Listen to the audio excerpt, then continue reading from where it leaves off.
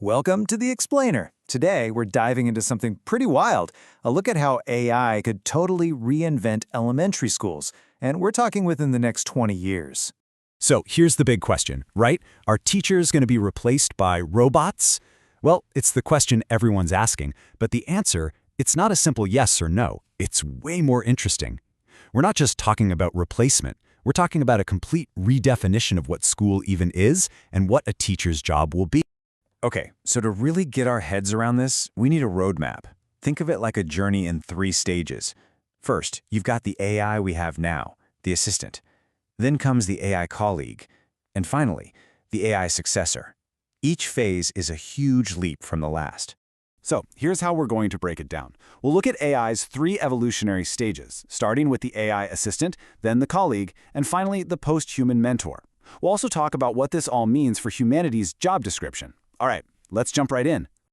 First up, Phase 1, the AI assistant. This is all about what's called ANI, or Artificial Narrow Intelligence. You know it as the generative AI we're all playing with right now. This isn't science fiction. This tech is already here, knocking on the classroom door. But here's a really crucial point. Jobs are safe for now. Why? Because of something called the institutional buffer. Think about it. Regulations from, say, the U.S. Department of Education and various state laws aren't just going to disappear. They'll likely mandate at least 1 human teacher per class. This gives schools a breathing room, a window of time to adapt instead of just being steamrolled overnight. So, in this first phase, AI isn't here to replace people, it's here to liberate them. Look at this breakdown. AI takes over all the tedious stuff: lesson plans, grading, reports. This frees up the humans to do what they do best. Teachers can stop being just information deliverers and become real coaches, focusing on emotional care and just helping kids grow. So here's the survival strategy for this era. It's pretty clear, right? While the AI handles the what, the raw knowledge, the human teacher focuses on the how and the why of being human. We're talking about teaching grit, self-control, how to use AI responsibly, and getting kids out on field trips and doing hands-on stuff. The game isn't to compete with AI on its terms. It's to double down on what makes us human. All right, let's fast forward a bit. Around the year 2030, things start to get really interesting. We enter Phase 2, the AI colleague. This is where we see the rise of AGI, or Artificial General Intelligence. We're talking about an AI that has the same cognitive abilities as a human. This is a massive shift. It's no longer just a tool, it's a partner in the classroom. And check out this new division of labor. It's pretty stark. The AGI takes over all the instruction, perfectly personalized 24/7. It handles data, tutoring, even conflict mediation flawlessly. So, what's left for the human? Well, a completely new job. You become the legal guardian, the ethical backstop. You're there to model what it means to be human, to make mistakes and bounce back. You're the one building trust and making the tough ethical calls.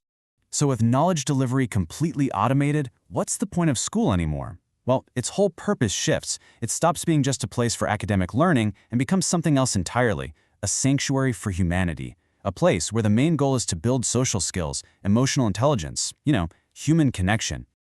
Okay, buckle up, because this next phase is where things go from science fiction to something else entirely. We're heading to the 2040s and the arrival of the post-human mentor. This is the era of ASI, or artificial superintelligence. We're talking about an intelligence that is so far beyond human comprehension, it's a complete break from the past. An intelligence this powerful isn't just going to live on a screen. No way. The prediction is that ASI will interact with the physical world through, get this, nanorobots, tiny, microscopic machines that can literally change our reality. They could redefine what it means to learn, to be healthy, to be anything really. Just look at the impact this could have. We're talking about ultimate empathy, where kids can literally feel what their friends are feeling because their brains are temporarily synced. Bullying? Impossible. Physical risk? Gone. The nanobots could just solidify the air to prevent any kid from getting hurt. And learning? Forget classrooms. The room could transform into ancient Rome. Disease and injury could become things of the past. It's a total redefinition of childhood. So what is a teacher in a world like this? Well, the role changes completely. You're not an instructor anymore. You're a philosophical guardian, almost like a priest or a shaman. Your job is to curate the human experience, to preserve the value of struggle when everything is easy, and to be an ethical guide for a generation that's basically perfect, technologically speaking. Wow, Okay, so let's pull all this together and do a quick recap of this incredible journey. What is humanity's new job description in the age of AI? This table really lays it all out. You can see the progression so clearly. AI starts as an assistant, becomes an autonomous instructor, and ends up as a kind of godlike planetary intelligence. But look at the human role. It doesn't vanish. It evolves from a coach to an ethical anchor and finally to a philosophical guide. At every step, the purpose gets bigger.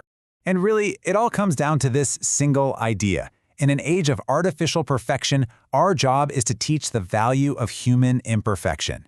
That's the key takeaway. As machines handle perfection, our greatest value, our whole job, becomes rooted in our own beautiful, messy humanity. So, that leaves us with one last big question to chew on. When you can just upload knowledge directly into your brain, what's the point of learning anything? Seriously, what would you even want to learn then? Something to think about.